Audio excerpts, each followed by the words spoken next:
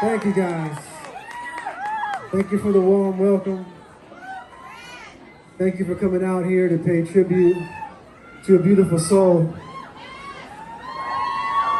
I consider it an unfortunate honor to be here tonight, and I'm truly humbled by the opportunity.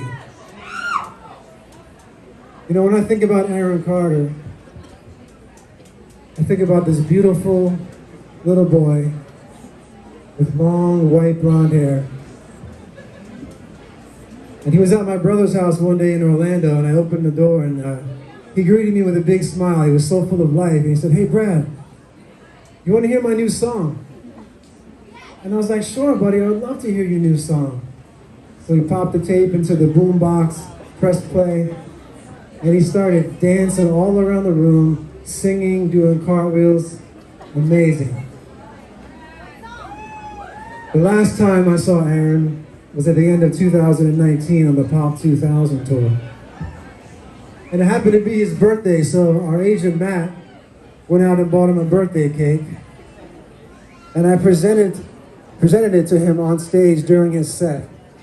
He was so happy. He just had this huge smile on his face, and the entire crowd sang happy birthday to him. And although it was his birthday, he gave me a gift. He gave me a red jacket. It was the kind of jacket we wore back in like 1996 over in Germany. One guy would wear red, one guy would wear blue, one guy would wear yellow. And I have no idea why he gave it to me. I remember thinking, why are you giving me this jacket? When I got the news that we had lost Aaron, one of the first thoughts I had was, I wish I would have kept that red jacket.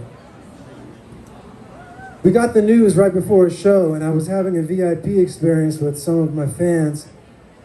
Yeah, we were sitting at lunch together, and we started talking about Aaron, and then I was overcome with grief. I put my head on the table, and I just wept. And I think it hit me so hard because I've experienced with losing friends way too young. Talented, young, extraordinary men, way too young. Because if you know LFO, you know LFO is 3.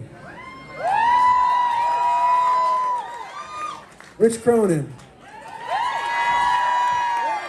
one of the greatest rappers who ever lived. Devin Lima, the kind of voice that can bring you to your knees in tears. In 2010, we lost Rich after a 5-year battle with leukemia. And in 2017, my bandmate and my best friend, Devin, a 1 in a million man, was diagnosed with a 1 in a million cancer. And in 2018, I lost him.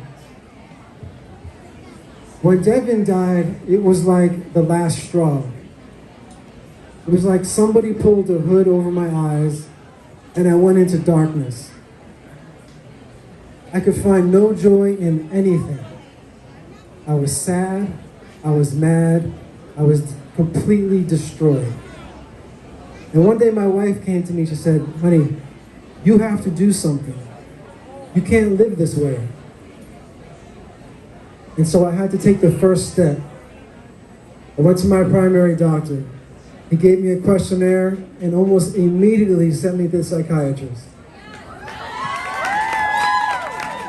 And then I had regular meetings with my therapist, with my pastor, and I tried to spend some time with friends and family. I tried to eat better, I tried to work out, and I made it through. But first I had to be vulnerable enough to say, I have a problem. And so for any of us here or watching on the live stream, if you dwell in the darkness, be vulnerable enough to say, I need help. And if you have friends or family who are constantly down, be there for them. But remember, to help someone else, we have to be okay ourselves. Sound mind, body, soul, and spirit. I made it through. Because we have a choice sometimes, light or darkness. And sometimes we need someone to push us towards the light. To quote DMX, to live is to suffer. To survive is to find meaning in the suffering.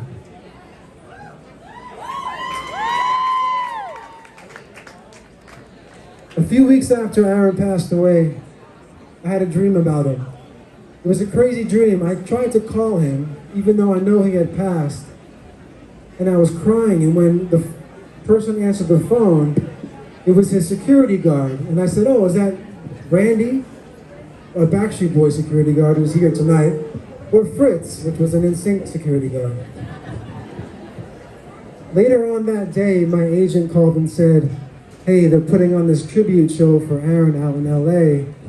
You want to be a part of it?" And of course, I wanted to be a part of it, but I'm thinking through logistics. Okay, 6 kids at home, flying all the way to California from Florida. I said, let me think about it. Later on that night, I was clearing out my office because the painter was coming the next day, and I was pulling shelves out of the wall and pulling nails out of the wall, and I worked till about 2 o'clock in the morning. And then I said, you know what, let me just check behind the door to make sure there's no more nails in the wall. And I looked behind the door, and there was the red jacket. And so I called my agent right away. I said, I will be there. And so listen, if I can ask you for 5 seconds of your time,